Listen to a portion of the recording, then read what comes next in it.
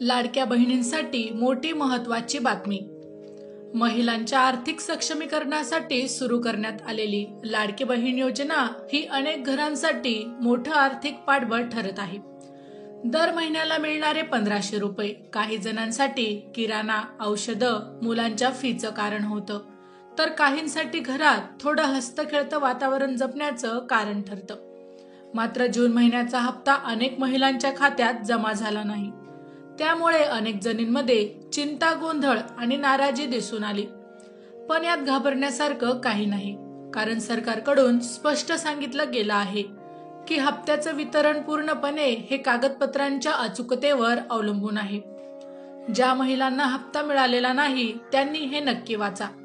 योजनेअंतर्गत फॉर्म भरताना काही महिलांकडून चुका झाल्या आहेत। काहींनी आधार क्रमांक चुकीचा दिला आहे, तर काही जणींचा आधार क्रमांक बँक खात्याशी लिंकच नाही। काही अर्जांमध्ये आवश्यक ती कागदपत्र जोडलेली नाहीत, तर काही अर्ज अर्धवट राहिले आहेत। अशा अपूर्ण किंवा चुकीच्या अर्जांमुळे हप्ता थांबवण्यात आला आहे। पण याचा अर्थ असा नाही की हप्ता कायमचा बंद झाला आहे।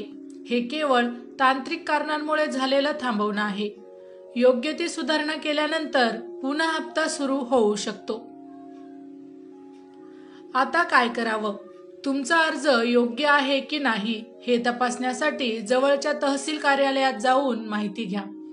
जर कागदपत्रांमध्ये काही त्रुटी सापडल्या तर त्या लवकरात लवकर सुधारून परत अर्ज सादर करा। योजना चांगली आहे, पण जबाबदारी तुमचीच आहे। सरकारने सुरू केलेली योजना महिलांसाठी वरदान ठरू शकते, पण त्याचा लाभ घेण्यासाठी आपण स्वतः कागदपत्र नीट भरली पाहिजे। बँक खात्याशी आधार लिंकचं असणं, संपूर्ण अर्ज भरलेला असणं आणि योग्य ती माहिती शासनाकडे पोहोचवलेली असणं हे देखील तितकेच गरजेचे आहे। तुमच्यासोबत अजूनही अनेक महिलांना योजनेचा हप्ता मिळालेला नसेल, त्यामुळे ही माहिती शेअर करा, इतरांनाही त्याची मदत होईल। गरजवंत महिलांनी थोडं लक्ष दिलं, थोडं काळजीपूर्वक पावलं टाकली तर पुन्हा त्यांचा हप्ता नियमितपणे त्यांना मिळू शकतो। माहिती आवडली असेल तर अवश्य शेअर करा। अशाच प्रकारचे नवनवीन सरकारी योजनांविषयी अपडेट मिळवण्यासाठी आमच्या लाईफ एव्हिएशन या YouTube चॅनलला अवश्य सबस्क्राईब करा। धन्यवाद।